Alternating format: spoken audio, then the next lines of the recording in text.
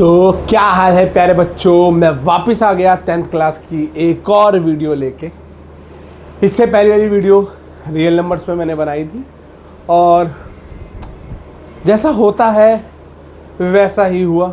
No views, ज़्यादा views है नहीं, सब्सक्राइबर्स भी ज़्यादा नहीं हैं, क्योंकि हम तो नंबर्स का खेल खेलते हैं। हम तो उसको पढ़ते हैं जिसके ज़्यादा सब्सक्राइबर्स हों, ज़्यादा व्यूज़ हो। नया कंटेंट या नए एजुकेटर को कौन देखता है भाई। पर कोई बात नहीं, मैं हार नहीं मानता, तुम भी मत मारना। इसका पार्ट 2 लाया हूँ। पार्ट 1 बहुत ही शानदार बनाया था और कोशिश करूँगा पार्ट 2 भी शानदार बनाऊँ।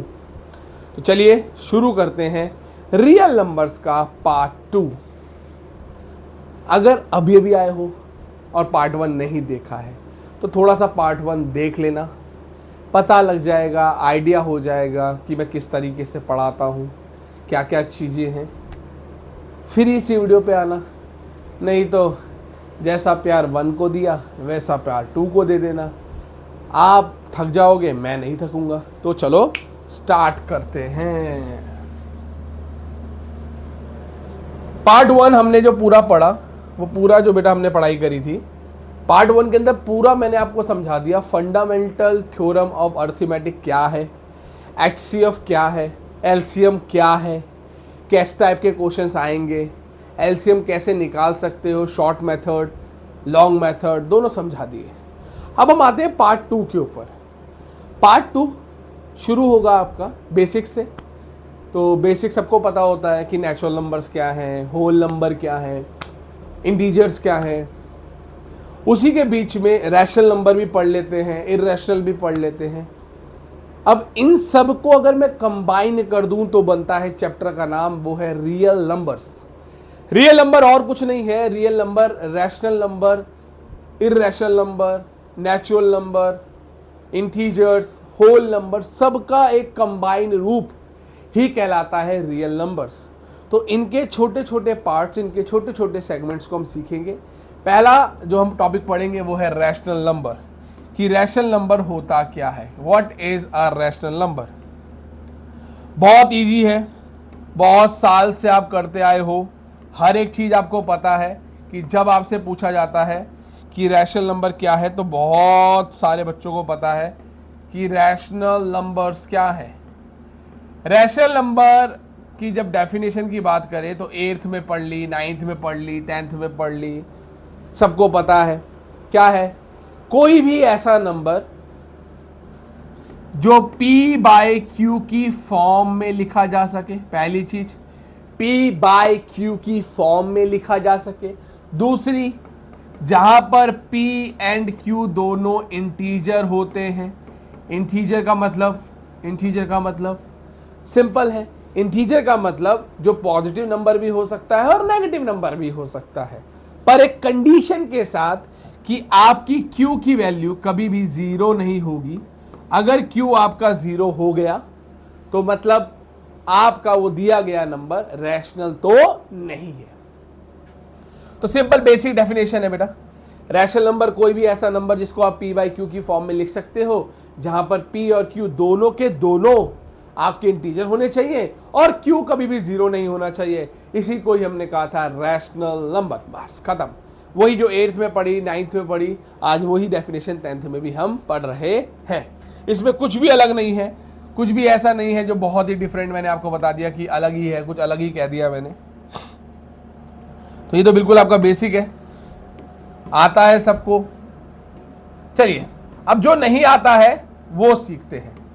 जिसके बारे में मुझे ज़्यादा नॉलेज नहीं है वो टॉपिक को समझते हैं। 9th क्लास के पहले चैप्टर में आपने एक चीज़ सीखी थी कि मैं किसी भी रैशनल नंबर को, आपको कोई भी रैशनल नंबर दिया होगा, आप किसी भी रैशनल नंबर को, कोई भी रैशनल नंबर को आप डेसिमल फॉर्म में लिख सकते हैं, या हम बोलेंगे डेसिमल एक्सपेंशन फॉर्म में लिख सकते हैं। सबने पढ़ा था। उसमें आपने ये भी पढ़ा था कि डेसिमल एक्सपेंशन 2 तरह के होते हैं। पहला आपका होता है टर्मिनेटिंग, टर्मिनेटिंग, और दूसरा जो आपका होता है दैट इज नॉन टर्मिनेटिंग। दो तरह के डेसिमल एक्सपेंशन आप पढ़ते हैं, टर्मिनेटिंग, नॉन टर्मिनेटिंग।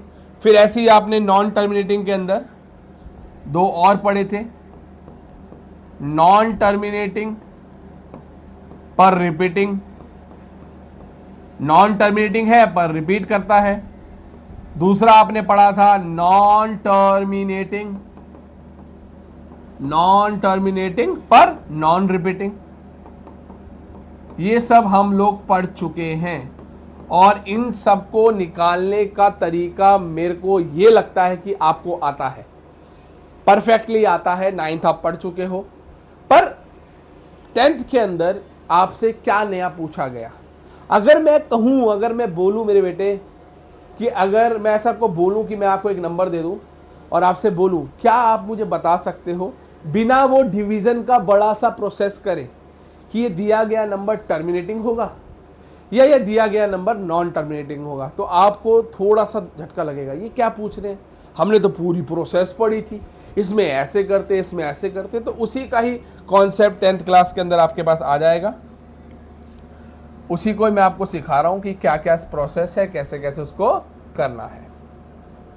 अगर बाई चांस मेरे पास कोई भी आपने एक नंबर दे दिया है और आप बोल रहे हैं कि उसको आप बिना लॉन्ग डिवीजन करें, कि आपको लॉन्ग डिवीजन का कोई प्रोसेस नहीं करना है, बिना लॉन्ग डिवीजन करें सर मेरे को आप बता के दिखाइए कि दिया गया नंबर टर्मिनेटिंग है कि नहीं। तो एक छोटा सा प्रोसेस है, इस प्रोसेस को आपको समझना है।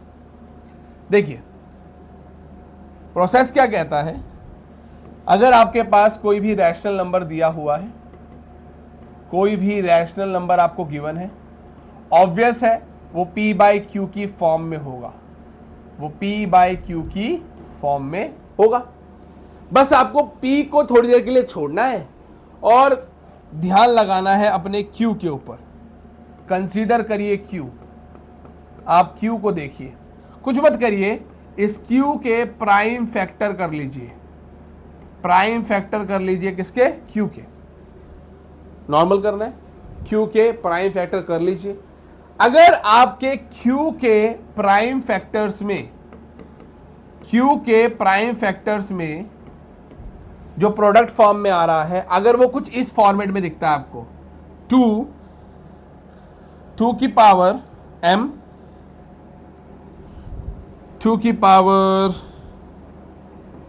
की पावर m इंटू 5 की पावर n, या ओनली 2 की पावर n, या ओनली 5 की पावर n।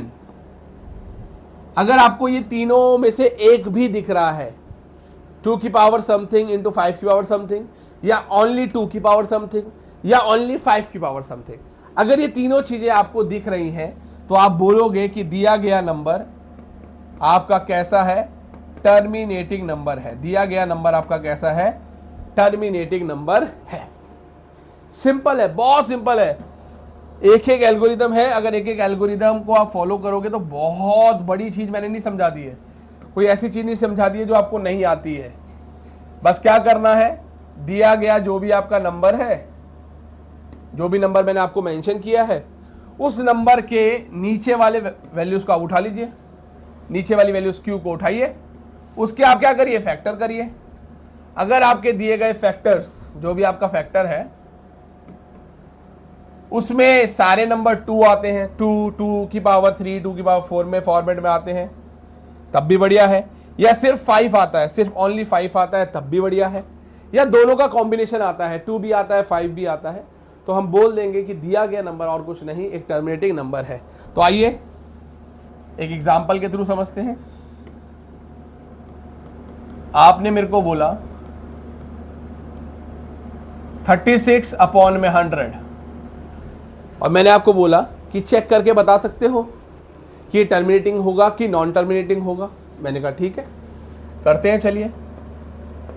मैंने Q को पकड़ लिया, मेरा Q है 100, इस 100 के मैंने फैक्टर्स करें, 2, 50, 2, 25, 5, 5, 5, 1, अब अगर मेरे फैक्टर्स पे ध्यान दूं तो मेरे फैक्टर्स क्या है, 2 इंटू 2 इंटू 5 इंटू 5, या मैं इसको ऐसे लिख सकता हूं 2 की पावर 2 इंटू 5 की पावर 2।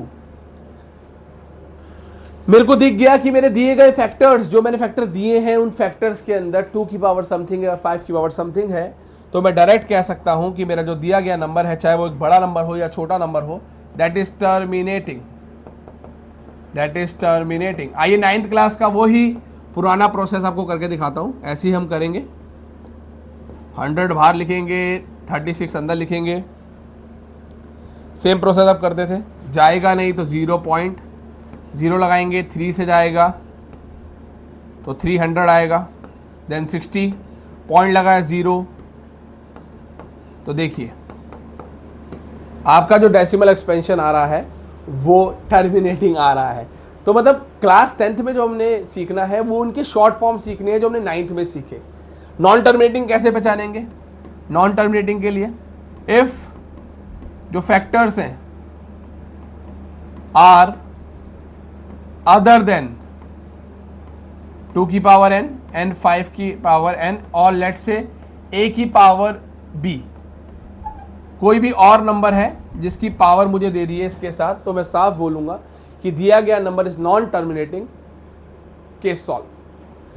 अब आपको कहीं पे भी नंबर दिखेगा ना तो आपको ये डिवीजन करने की जरूरत नहीं है, आप इजीली कर सकते हो। देन नेक्स्ट टॉपिक की तरफ चलते हैं। ये देखिए वापस से वही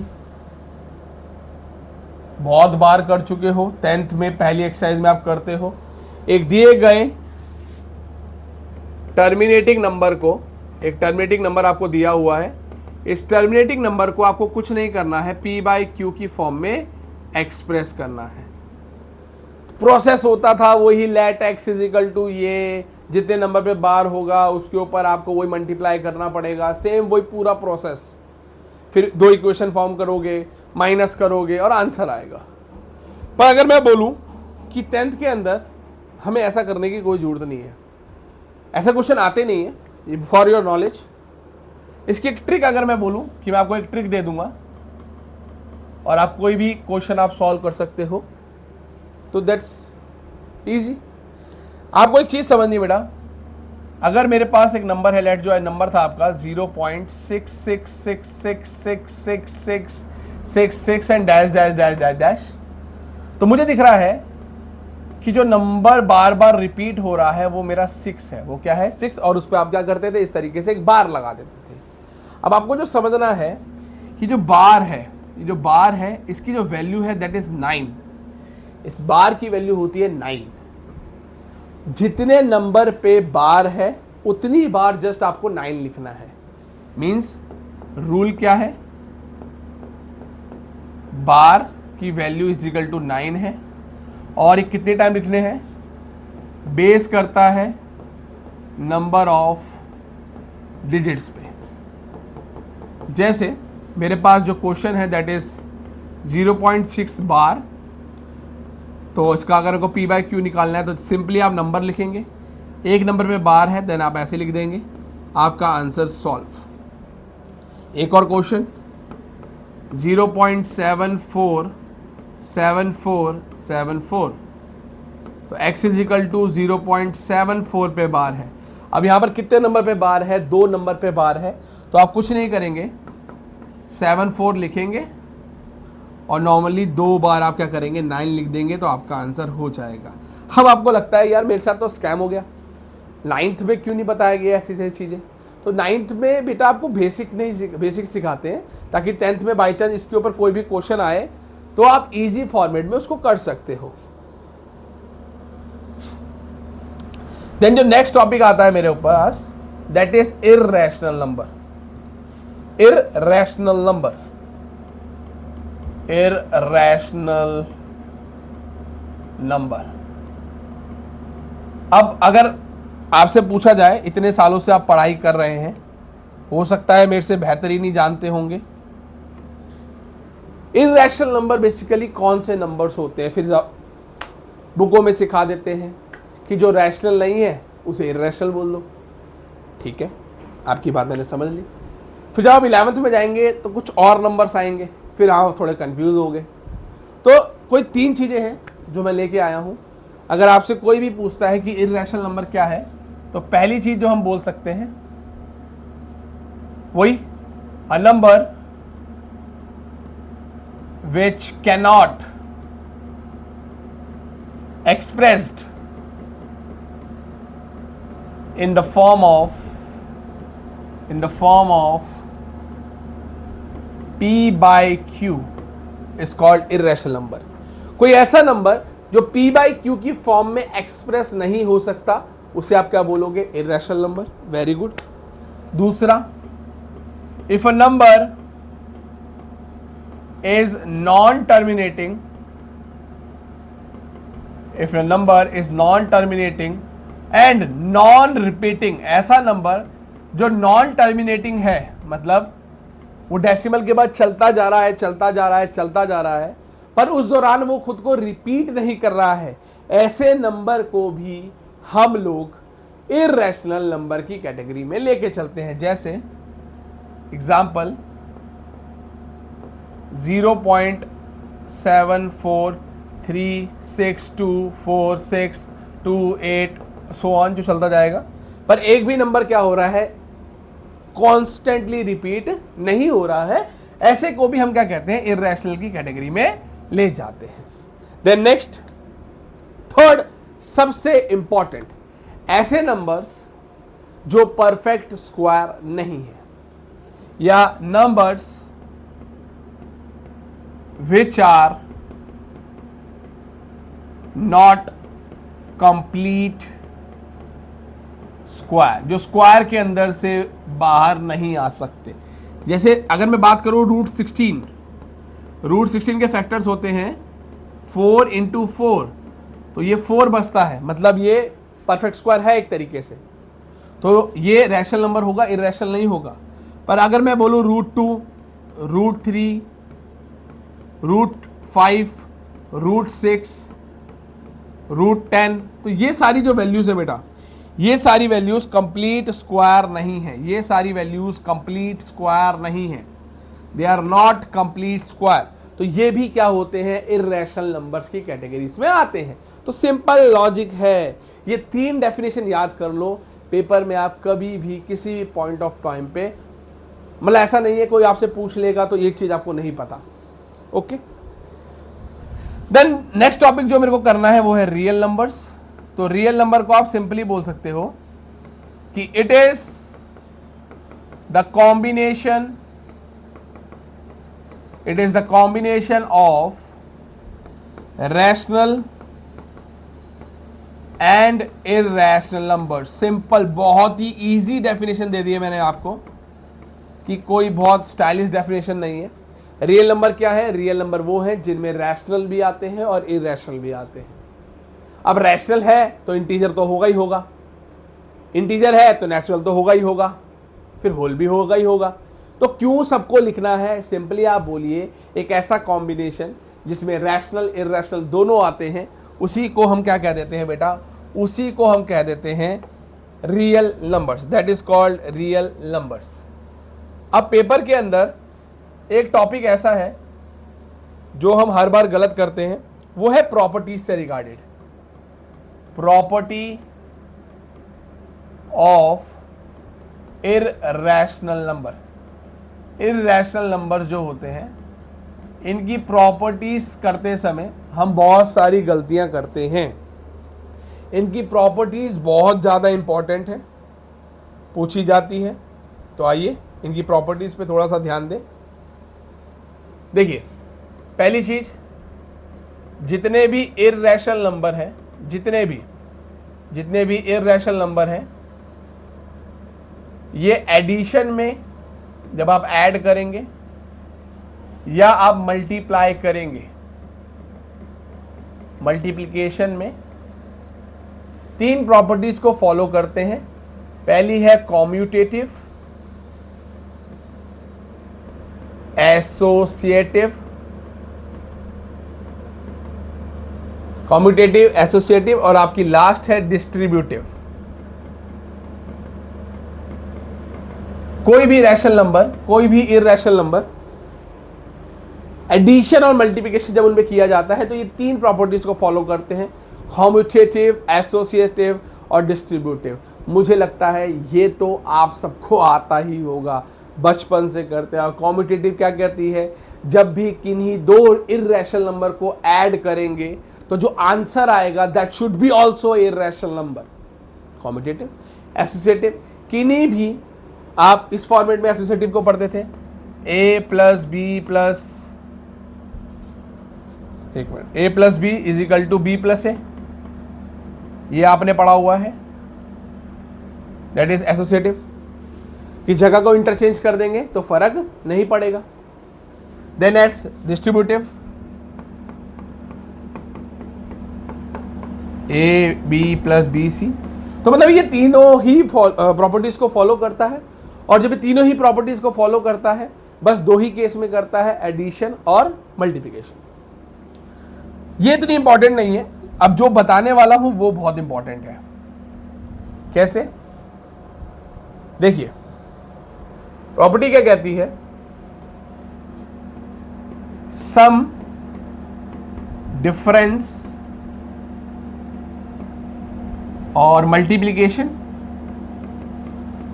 और डिवीजन। आपके पास दो इर्रेशनल नंबर हैं, अगर इन दो इर्रेशनल नंबर के साथ आप सम करते हैं, प्रोडक्ट करते हैं, मल्टीप्लाई करते हैं, डिवाइड करते हैं, तो जरूरी नहीं है कि हमेशा जो आंसर आएगा वो इर्रेशनल नंबर होगा। ये ऑलवेज पॉसिबल नहीं है कि आने वाला नंबर इर्रेशनल ही होगा, ये ऑलवेज पॉसिबल नहीं है। जैसे देखिए √2 आगे 4 है, प्लस 5√2, 9√2, 9√2 हो गया। पर 4√2 मल्टीप्लाई 5√2, 20 इंटू 2 दैट इज 40, ये इर्रेशनल नहीं है, ये इर्रेशनल हो गया।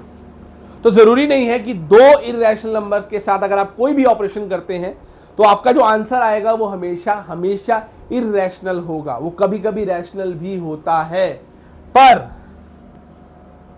पर ये चीज को हम भूल नहीं सकते, अगर वो दो नंबर में से एक नंबर रैशनल है और एक नंबर इर्रेशनल है, तो आपका जो आंसर आएगा वो हमेशा हमेशा इर्रेशनल ही आएगा। बहुत आसान प्रॉपर्टीज हैं, पर इनसे जो क्वेश्चंस बनते हैं वो थोड़े से कंफ्यूज कर देते हैं। सिंपल है, क्या है कि इर्रेशनल नंबर्स जो हैं वो तीनों प्रॉपर्टीज को फॉलो करते हैं, कॉम्यूटेटिव, एसोसिएटिव, डिस्ट्रीब्यूटिव। और वो कौन सी प्रोसेस के अंदर कर रहे हैं, एडिशन और मल्टीप्लिकेशन में। तो इसका मतलब सब्ट्रैक्शन डिवीजन में नहीं करते होंगे, सिंपल। फिर कोई भी ऑपरेशन अगर आप करते हैं, अगर दोनों ही नंबर इर्रेशनल है तो जरूरी नहीं है आपका आने वाला आंसर भी इर्रेशनल हो सकता है हो सकता है नहीं हो, ये इसमें बताया गया। पर अगर एक इर्रेशनल है और दूसरा रैशनल है तो कुछ भी कर लीजिए, हमेशा जो आंसर आएगा, हमेशा जो आंसर आएगा वो एक इर्रेशनल नंबर ही आएगा। ये थी कुछ बेसिक प्रॉपर्टीज। अब इसके अंदर आने वाला क्वेश्चन जो हर स्कूलों में हर पॉइंट ऑफ टाइम पे हर स्टेप पे सिखा दिया जाता है, बच्चे रट लेते हैं और फिर नंबर आ जाता है। इस साल के बोर्ड्स में भी ये क्वेश्चन था, 5 नंबर के अंदर आया।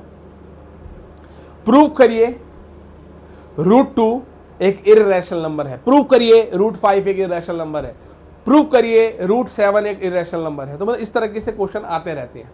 बहुत सारे क्वेश्चंस आपको देखने को मिलेंगे, इस तरीके के आएंगे और हमें करने भी है, इजी भी है। पर दिक्कत कहाँ आती है, दिक्कत जो आएगी वो कुछ एग्जाम्पल्स कराऊंगा तो आप देखना कि इसका बेस लेके बहुत सारे क्वेश्चंस बन सकते हैं। तो देखिए क्वेश्चन है √2 इर्रेशनल आपको प्रूव करना है। पर अभी थोड़ी देर पहले एक सेकंड डेफिनेशन जब मैंने इर्रेशनल की बताई थी कि जो कंप्लीट रूट नहीं होते हैं वो इर्रेशनल होते हैं। और फिर भी हमें प्रूव करने को कह रहा है। यही है लाडले, लाडले और कुछ नहीं है, यही है मैथमेटिक्स। जो है उसको प्रूफ करना पड़ेगा, जो है उसे प्रूफ करना पड़ेगा, कोई बात नहीं। जब ऐसे ऐसे क्वेश्चंस आते हैं तो एक ही मेथड बनाया है मैथमेटिक्स में, जिसे कहते हैं method of contradiction. Method of contradiction. Contradiction का मतलब होता है कि मैं शुरुआत कर रहा हूं, मैं आपको आंसर दे रहा हूं, पर आंसर गलत देके सही आंसर बाहर निकलवाने वाला हूं। That is called method of contradiction. मतलब इसमें हम क्या करेंगे, रैशनल मान के चलेंगे, रैशनल को मान के चलेंगे कि ये रैशनल है। पढ़ाई भी पूरी ऐसी करेंगे कि ये रैशनल है, प्रूफ भी पूरा ऐसे करेंगे ये रैशनल है, पर एट द एंड आते आते हम ऐसे शो कर देंगे कि जो मैं मान रहा हूं वो गलत है। अगर मेरा माना हुआ चीज गलत है, मतलब मैंने क्या माना, मैंने माना कि √2 रैशनल है और वो गलत प्रूव हो गया। अगर कोई चीज रैशनल नहीं है तो दूसरा ऑप्शन क्या है, रैशनल नहीं है तो क्या होगा, इरैशनल है। इसी को बोला जाता है कॉन्ट्राडिक्शन का मेथड, और यही मेथड हमें यहां पर सीखना है। सिंपल स्टेप्स हैं, स्कूल में भी आपको कराएंगे, तो ज़्यादा पैनिक ना ले, बहुत इजी है, कुछ नहीं है। सबसे पहले लेट कर लेंगे, लेट √2 बी आ रैशनल नंबर। तो पहला स्टेप ही मेरा ये है कि मैं मान रहा हूं कि मेरा √2 और कुछ नहीं, एक रैशनल नंबर है। और दुनिया में अगर कोई भी नंबर रैशनल है, कोई भी नंबर रैशनल है, तो उसको मैं p/q की फॉर्म में लिख सकता हूं। ये अभी अभी जस्ट पढ़ा है कि अगर आप बोल रहे हो ये नंबर रैशनल है तो ये p/q की फॉर्म में आएगा ही आएगा। फिर रेशनल के साथ एक डेफिनेशन आती है कि p और q दोनों इंटीजर है, पर यहां पर ऐसा हम नहीं करेंगे। थोड़ी देर के लिए हम कहेंगे p और q where p and q are co-prime। तो पहले जान लेते हैं को-प्राइम का मतलब क्या है।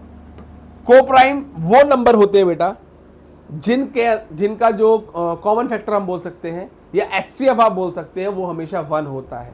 इस कुछ रीजंस है, मैं एंड में जब तक लेके जाऊंगा पूरा समझाऊंगा आपको, पर कुछ रीजंस है जिसलिए हम क्या करते हैं, इनको को-प्राइम कह देते हैं। को-प्राइम में लिख देता हूं क्या होता है। को-प्राइम मीन्स इनका HCF = 1 है, इनका HCF हमेशा क्या रहेगा, 1।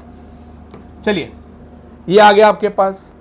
पूरी मैथमेटिक्स के अंदर जब भी आपको रूट दिखे, मैं इस चैप्टर में नहीं कह रहा हूं, किसी भी चैप्टर में अगर आप क्वेश्चन करते हैं और बाई चांस वो जो चीज है आपको रूट में दिखती है, तो आपको कुछ नहीं करना है, दोनों साइड स्क्वायर करना है। ये स्टेप याद कर लीजिए, स्क्वायरिंग बोथ साइड, दोनों साइड को स्क्वायर कर लेते हैं।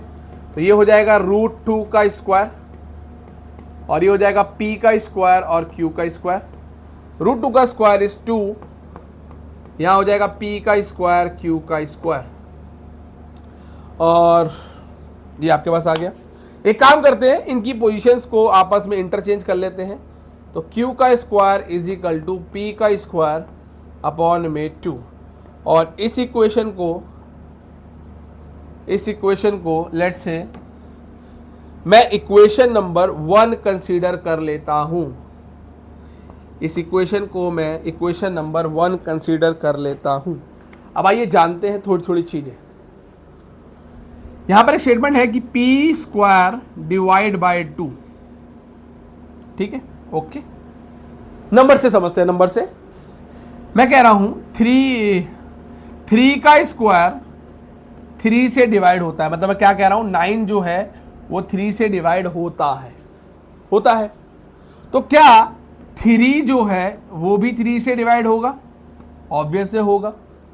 अगर मैं 2 से कर लूं तो 2 का स्क्वायर, ये 2 का स्क्वायर 2 से डिवाइड होता है, मतलब 4 जो है वो 2 से डिवाइड होता है। तो क्या सिर्फ खाली 2 जो है वो भी 2 से डिवाइड होता है? तो हम बोलेंगे हाँ, ये तो ऑब्वियस है, ये तो ऑब्वियस है, होगा ही होगा। तो हम क्या करेंगे बेटा, अब इसी को अगर मैं वर्ड्स में बोल दूंगा ना, बच्चा कंफ्यूज हो जाएगा। मैं क्या कह रहा हूं, कि p का जो स्क्वायर है वो 2 से डिवाइड होता है, तो क्या p भी 2 से डिवाइड होगा? वो सर पकड़ लेगा। पर यही चीज जब मैं नंबर में समझा रहा हूं तो बड़ा इजी से समझ आ रहा है। यही कॉन्सेप्ट बस वर्ड्स में डाल दिया कि p का स्क्वायर 2 से डिवाइड होता है। ओके, तो p भी तो 2 से डिवाइड होगा। हाँ होगा, हो गया। पर एक चीज जो हमें समझनी है, अगर कोई भी नंबर मान के चलिए 4 को 2 डिवाइड कर देता है, तो हम बोलते हैं कि 4 का 2 क्या है? 2 है फैक्टर। यही है इसका खेल कि अगर 2 p को डिवाइड करता है तो 2 और कुछ नहीं है, p का एक फैक्टर है। p का क्या है? एक फैक्टर। और यही चीज इस क्वेश्चन को आगे लेके जाएगी। समझ आया तो बहुत बढ़िया, नहीं आया तो वापस से सुनो जो मैंने बोला है, एक बार दोबारा से सुनिए। अगर मैं बोल रहा हूं कि p स्क्वायर 2 को डिवाइड कर रहा है, देयरफॉर 2 डिवाइड्स p स्क्वायर, तो 2 ऑल्सो डिवाइड p, तो 2 p को भी डिवाइड करेगा। वही इसके अंदर लिखा है। अगर ये इसको डिवाइड करेगा तो मैं बोल सकता हूं then 2 is the factor of p। 2 p का फैक्टर है। 2 p का फैक्टर है। चलो इतना काम खत्म हो गया। अब एक चीज और समझिए, अगर मैं कह रहा हूं 4 2 को डिवाइड करता है, तो क्या मैं ऐसे लिख सकता हूं कि 4 इज इक्वल टू 2 मल्टीप्लाई 2। अगर मैं कह रहा हूं 6 2 को डिवाइड करता है तो 2 इंटू 3। 8 2 को डिवाइड करता है मतलब 2 इंटू 4। तो हर बार ये बैक नंबर चेंज होता है। तो अभी मैंने बोला कि p भी 2 को डिवाइड करता है, कि p को 2 डिवाइड करता है, तो p को 2 डिवाइड करता है तो क्या लिख सकता हूं? 2 इंटू a। जब p ने 2 को डिवाइड किया होगा तो कुछ a टाइम्स पे किया होगा, कुछ a टाइम्स a, कोई भी नंबर हो सकता है रैंडम। तो यही स्टेटमेंट हम इसमें डाल देते हैं, यही स्टेटमेंट इसमें डाल देते हैं, यही चीज इसमें डाल देते हैं। क्या? p इक्वल टू 2a, कि p जब 2 से डिवाइड हुआ होगा, p जब 2 से डिवाइड हुआ होगा तो हो सकता है 2 के a मल्टीपल्स पे हुआ होगा। इसको आप बोल दीजिए इक्वेशन नंबर 2। ये है आपकी इक्वेशन नंबर 2। अब कुछ नहीं करना है, पुट करना है, put equation number 2 in equation 1। Equation number 1 में इक्वेशन नंबर 2 को डाल देते हैं। इक्वेशन नंबर 1 क्या है आपकी? q square is equal to p square upon में 2। p की वैल्यू को पुट करके देखते हैं। 2a का स्क्वायर अपॉन में 2, तो q square is equal to 4a का स्क्वायर अपॉन में 2, then q square is equal to 2 times of a square. अब बस a स्क्वायर को यहां छोड़ के इसको नीचे ले जाएंगे, तो a square will be equal to q square upon में 2। देखो देखो देखो देखो देखो, ये तो सेम ऐसे ही आ गया। चेक करो बाबियो, चेक करो चेक करो, देखो बिल्कुल सेम आ गए हैं। पर यहां पर p स्क्वायर था, यहां पर q स्क्वायर है। चेक करो गलत ना हो जाए। चलो बात तो सेम ही है। अगर p के लिए आपने लिखा है तो आप लिखोगे कि 2 डिवाइड्स q स्क्वायर, तो मतलब 2 also divides q, then 2 is also factor of q। और यही से हमने गड़बड़ कर दी। यही है जो क्वेश्चन को गलत की तरफ लेके जाता है। आपने बोला कि p और q को प्राइम है, तो इनका जो फैक्टर है वो सिर्फ और सिर्फ 1 हो सकता है, 1 के अलावा और कुछ नहीं हो सकता। यहीं पे ही हमने बस अपना क्वेश्चन जीत लिया। अभी आप कह रहे हो p और q को प्राइम है, आपने लिख दिया को प्राइम है, तो इनका तो एक ही फैक्टर था 1। अब आपने एक और फैक्टर निकाल दिया, वो कौन है? 2। p का भी फैक्टर है 2 और q का भी फैक्टर है 2। तो मतलब इससे हमें पता लग गया कि जो स्टार्टिंग में आपने स्टार्ट किया था वहीं से क्वेश्चन हमने गलत किया था। तो हम लिखेंगे P and Q has a factor 2 other than 1, but we know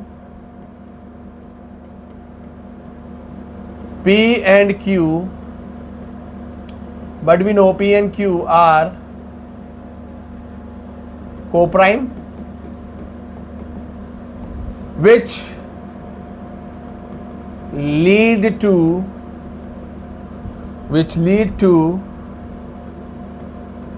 a contradiction, due to our wrong assumption। यही था और कुछ नहीं था। हमने बोला कि हमने जो स्टार्टिंग में एक एग्जाम्पशन किया था वो ही गलत है, हेंस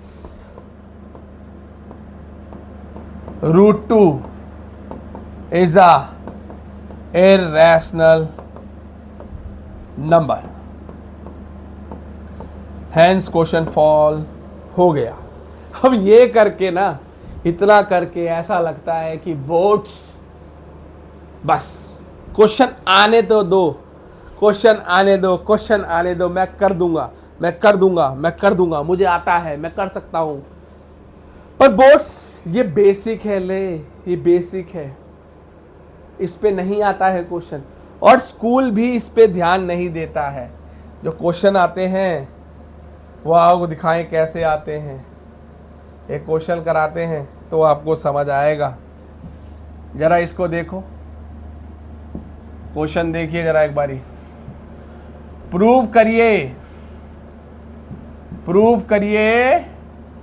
√2 प्लस √3 ये दोनों के दोनों क्या हैं, इर्रेशनल नंबर हैं। प्रूफ करिए। अब यहाँ जब हम आते हैं और पेपर में ऐसा क्वेश्चन दिखता है तो डर लगता है।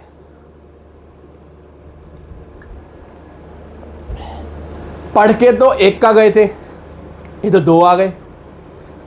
पढ़ के तो एक का गए थे ना, ये तो दो आ गए। अब क्या, घबराओ मत।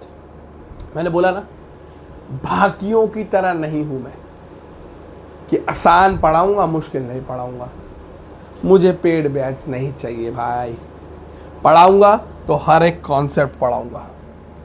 आइए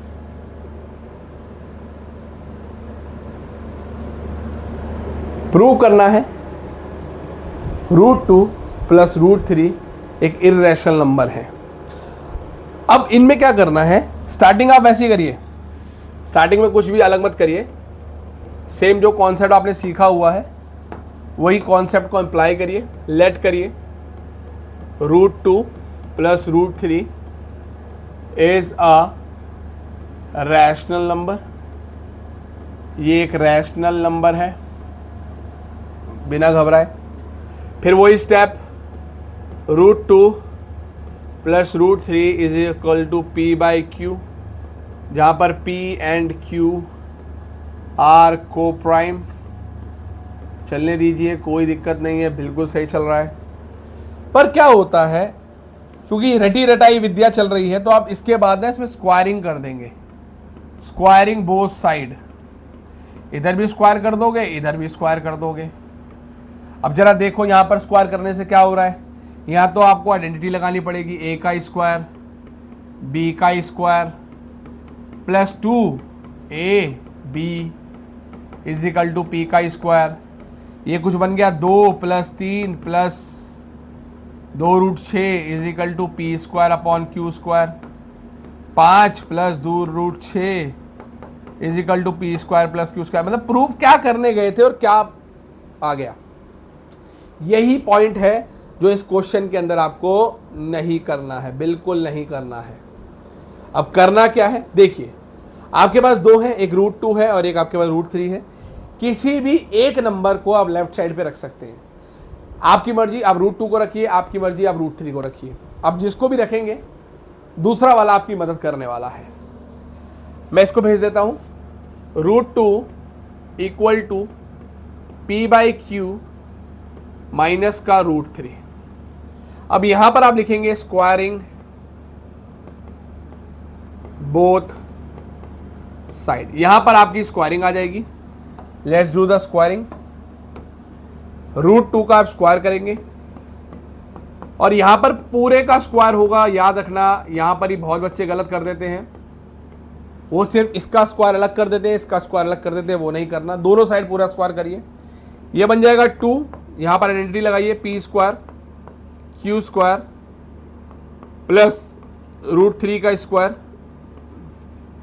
माइनस माइनस 2ab, तो एक 2b आएगा, 2a then b is your √3। Okay, इतना हो गया आपका।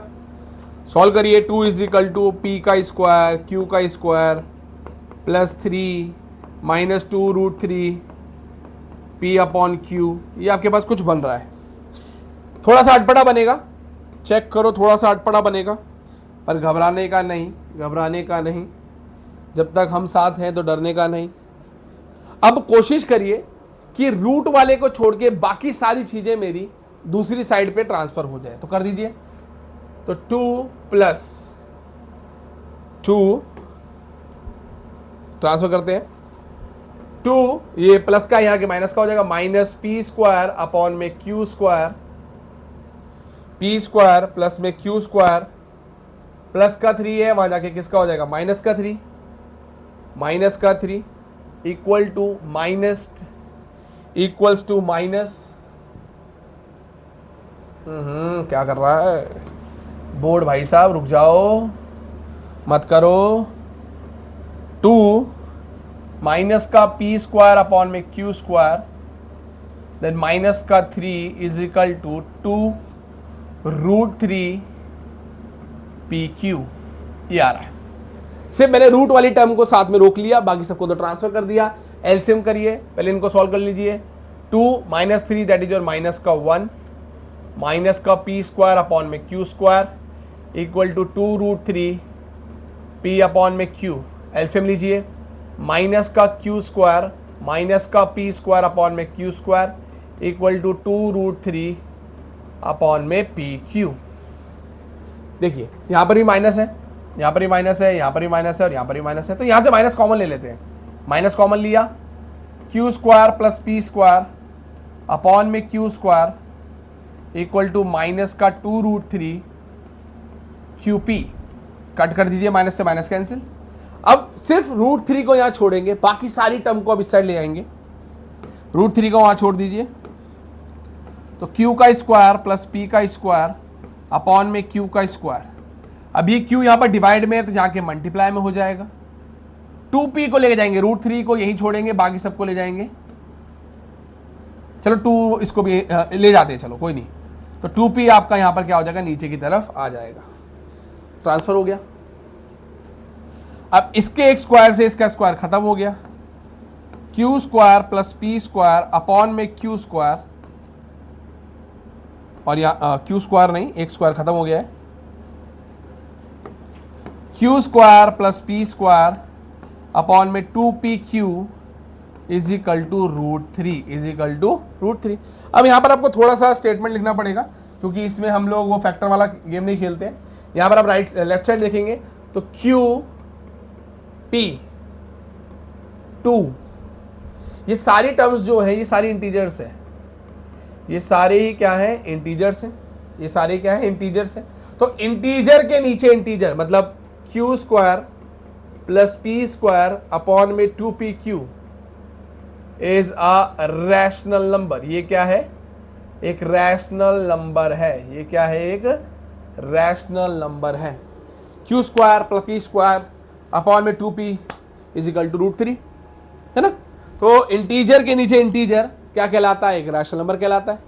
यूक्लिड में आपने पढ़ा था कोई भी दो चीजें इक्वल अगर हैं तो उसका मतलब क्या है कि LHS और RHS बराबर हैं।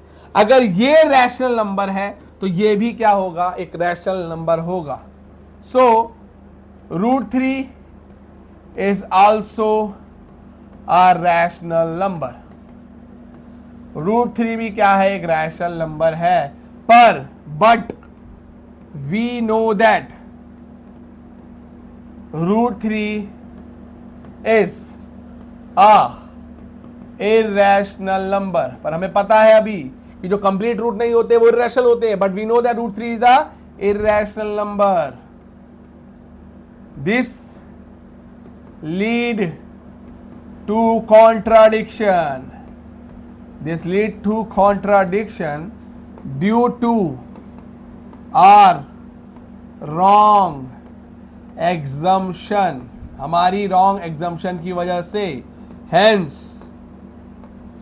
wrong assumption क्या थी, यही थी, root 2 plus root 3 is a irrational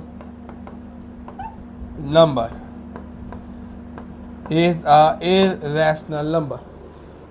तो देखिए किस टाइप के क्वेश्चन आते हैं। तो इससे भी तगड़े तगड़े क्वेश्चंस लाने हैं हमने कि आपको पागल ना बनाया जाए, सबसे बड़ा यही मोटिव है मेरा। यहीं पे चैप्टर समाप्त होता है। इसके बहुत सारे वेरिएंट है, अलग अलग टाइप के जितने भी वेरिएंट क्वेश्चन है वो मैं को ज़रूर कराऊंगा। पर एक बात आपको बताना चाहता हूँ बेटा, पागल नहीं बनना है। जहाँ मर्जी से पढ़िए पर सब चीज़ सीखिए। ऐसा नहीं है आपने रूट 2 सीख लिया तो रूट 3 आपको चाहिए ही नहीं। थोड़ा समझिए, पेपरों में रोने से अच्छा पेपरों से पहले रो ले।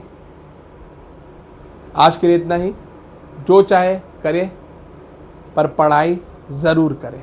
मैं अलविदा देता हूँ और लाऊंगा कुछ नई ऐसी धमाकेदार वीडियोस। पर इस बार कोशिश करना कि वीडियोस अगर देखते हो तो सब्सक्राइब करके जाओ, व्यूज़ दे के जाओ, क्योंकि अभी हमें कोई जानता नहीं, कोई पहचानता नहीं, पर होप करेंगे जल्दी सब पहचाने। तब तक के लिए धन्यवाद। पढ़ते रहें, मुस्कुराते रहें, दिल में जो आए वो करते रहें, पर ज़रूर पढ़ें।